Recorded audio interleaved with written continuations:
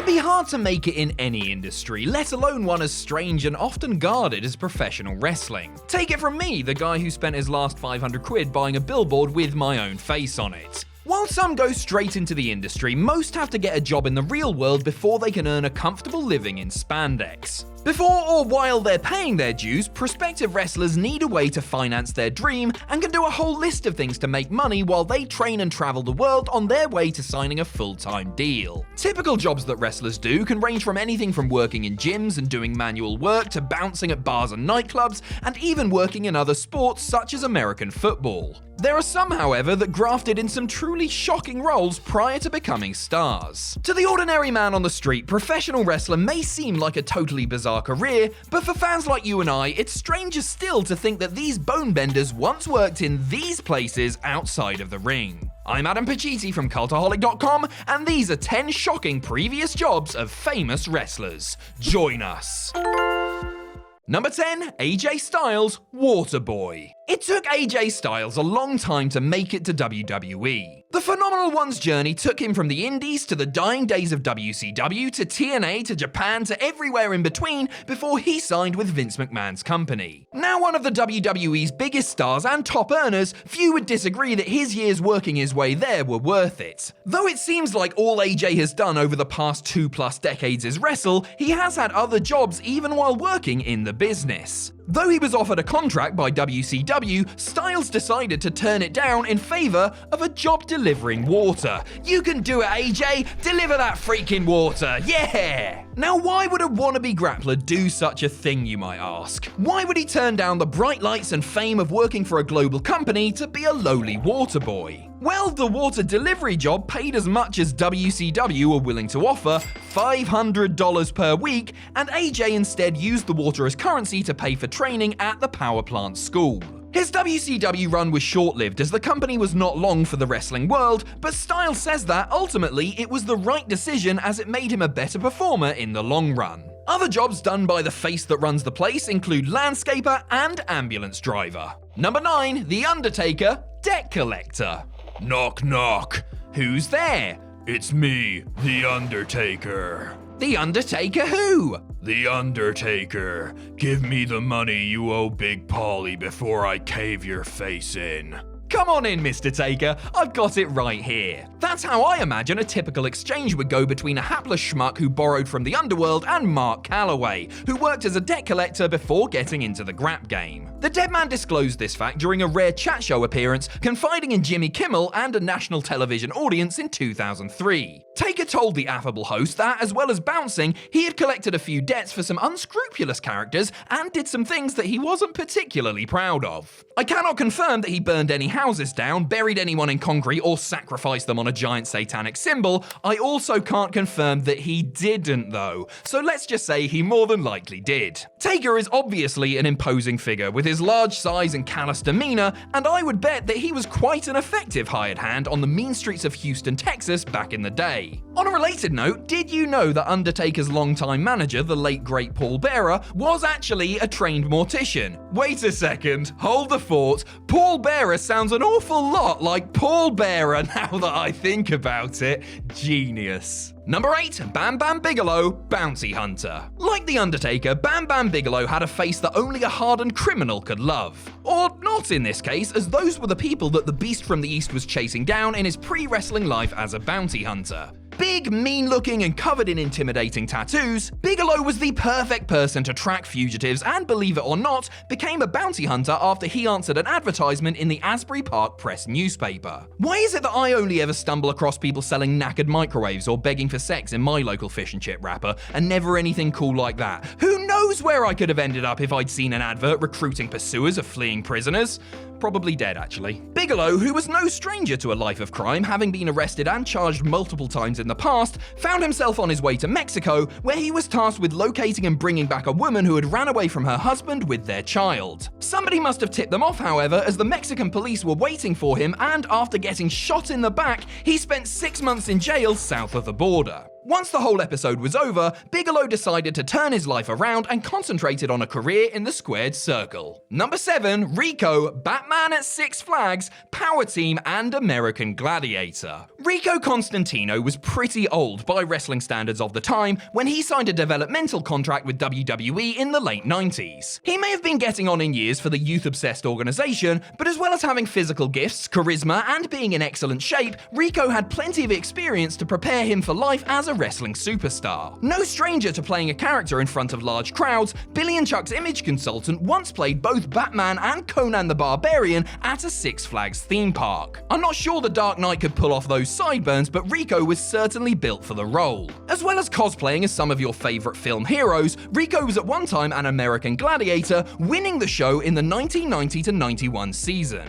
His fame as an American Gladiators winner led him to becoming a member of the Power Team, a Christian evangelist group that combined the teachings of the Lord with incredible feats of strength and martial arts. I have to say, if I had Jean-Claude Van Damme teaching me about water into wine while demonstrating the perfect roundhouse technique, you might see me in church every Sunday. A jack of all weird and wonderful trades, Rico has also at times been a Las Vegas police officer, a bodyguard, private investigator, and bail bondsman. Number 6, Lana, girl band singer. Some common vocations for WWE's women before getting into the wrestling business include model, cheerleader, actress, and human tissue coordinator. Okay, that last one isn't quite so widespread, but then Victoria wasn't your typical quote-unquote diva, was she? Lana, aka CJ Perry, was a dancer, model, and actress prior to becoming everyone's favorite ravishing Russian, no offense Nikolai Volkov. As well as appearing in magazines and on television shows, Lana tried her hand at singing as a member of the ephemeral girl group No Means Yes. Yes, No Means Yes.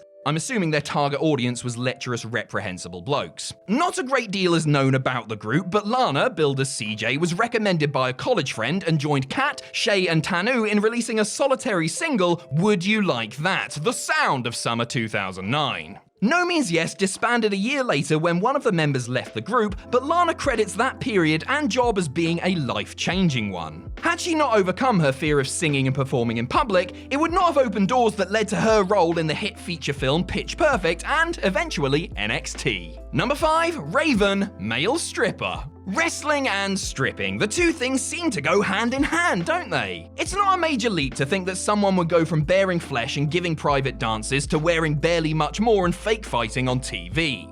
Lots of wrestlers, both male and female, were at one point working as strippers before they got into the business. When I think of would-be Chippendales, I imagine big buff bisons like the Ultimate Warrior, Rick Rude and Batista, gyrating around the joint in their tiny hats and bow ties. I don't imagine it that often, but a nationwide lockdown will take you to some strange places, you know? One person I could not envisage shaking his moneymaker for tips is Raven, everyone's favourite greasy-haired nihilist in jean shorts. But Scotty had the body, and while working for the Texas-based Global Wrestling Federation in the early 90s, he took a side job as a male stripper as a way to supplement his income and pay the bills. According to his 2003 RF video shoot interview, Raven also enjoyed the perks that came with the job, including better access to drugs, alcohol, and the women who were his clientele. Raven hung up his sparkly G-string when Global folded, and he moved on to WCW. Number 4, Michael Cole, war correspondent. Being a WWE employee can probably feel like you're in a war zone at times. You're battling daily in and out of the ring, you have a tyrannical dictator as a boss, and you come out of your time there with a severe case of PTSD. Michael Cole, the man who has said dictator screaming in his ear for 3 hours while doing a live broadcast every week, was well prepared then for life in Titan Sports. Before becoming a backstage interviewer and then lead commentator, Cole, under his real name of Sean Cultaholic, worked as a reporter for stations such as CBS Radio. A standout in the field, Cole was given tough and risky assignments, for instance covering the whole of the infamous 51-day standoff in Waco, Texas, the Serbian siege of the city of Sarajevo in Bosnia, and the Oklahoma City bombing. He worked all over the world and witnessed everything from the perils of war to NASA space launches and presidential elections, winning awards such as the National Headliner Award for his work covering poverty in Houston. He was on his way to becoming his generation's Trevor McDonald when he traded it all in for a career in sports entertainment. And he's been treated with the utmost respect his background deserves ever since. Number 3, Daniel Bryan, McDonald's. You might think there's nothing special about working at McDonald's, and you're quite right. Unless you're the big dog Ronald McDonald himself, working for the world's biggest fast food company can be a thankless job, especially for those on the front line. You work long hours, have to deal with unruly customers, and go home at the end of the day smelling like french fries and mayonnaise. But a McJob can be a humble beginning ahead of someone moving on to bigger and better things. Take Daniel Bryan, for example, who was mopping floors, taking orders, and flipping burgers as a young adult. Bryan revealed the information in his autobiography, stating that his big sister helped him get the job and that he did it in order to help his single mother out while paying for wrestling school. During his time working for McDonald's, Bryan ate their food pretty much exclusively in a bid to save money and bulk up. Hey, it worked for Big Show, so why not? The great irony of this, of course, is that Bryan nowadays is an environmentalist, anti-capitalist vegan and would probably sooner take a bath with the Nasty Boys than step foot in one of their establishments. I just don't see that many Happy Meals in Birdie and Buddy's futures, you know? Number 2, Wade Barrett, bare-knuckle boxer. A common criticism leveled against professional wrestling is that it's not a real sport and that the wrestlers themselves aren't proper fighters. Now obviously the people saying this sort of stuff are usually drunk in a chain pub at 3 in the afternoon on a Wednesday, but the fact is, as we all know, wrestlers, whether they're proper fighters or not, need to be tough. And many of them have transitioned either to or from the world of real combat sports. Hello Brock Lesnar, Bobby Lashley, Kurt Angle and Ronda Rousey, please don't beat me up. You can also add current NXT announcer Wade Barrett to that list, though his exploits are understandably not quite as well known. After obtaining a degree in marine biology and working as a recruitment consultant, the Englishman began to dabble in the underground world of bare-knuckle boxing. He originally started out doing it in Liverpool with some friends, but in his own words, he was quite good at it and his success took him all over Europe, including to Budapest, where he was attacked after another victory and had to fight off a knife-wielding maniac who was trying to steal his prize money. Barrett managed to fend him off, but came out of the incident with a pretty gnarly scar, a constant reminder of his illicit past. Number 1, Sheamus,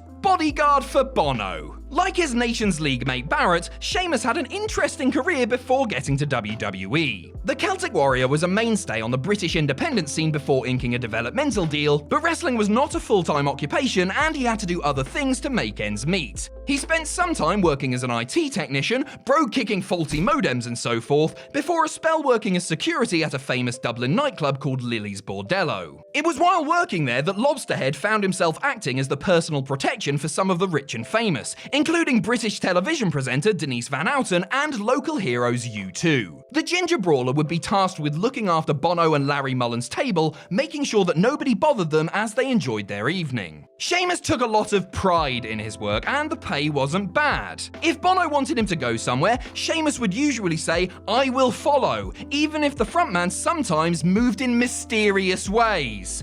After a while though, Sheamus still hadn't found what he was looking for, and told the rock star that he was going to the City of Blinding Lights because of his desire to wrestle. When he finally made his WWE debut, it was the sweetest thing on a beautiful day. Whoops, sorry about that folks. I got stuck in a moment and I couldn't get out of it.